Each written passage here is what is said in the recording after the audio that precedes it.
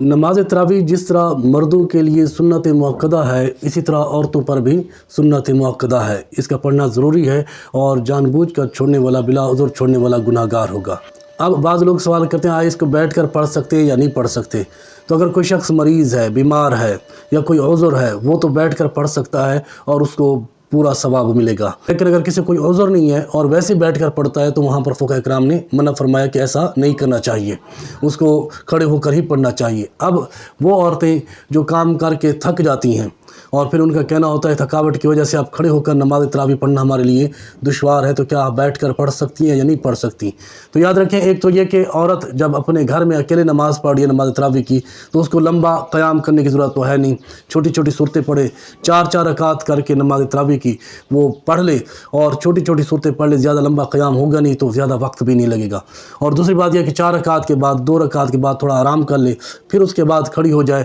تاکہ نماز جو ہے وہ خشوع و خضوع کے ساتھ ادا ہو اور نماز لطف کے ساتھ ادا ہو اور اس کے جو حقوق ہیں ان تمام حقوق کا خیال رکھا جائے۔ لیکن اگر اس کے باوجود بھی اگر کوئی عورت اتنا زیادہ تھکی ہوئی ہے کہ اب کھڑا ہونا اس کے لیے مشکل ہو رہا ہے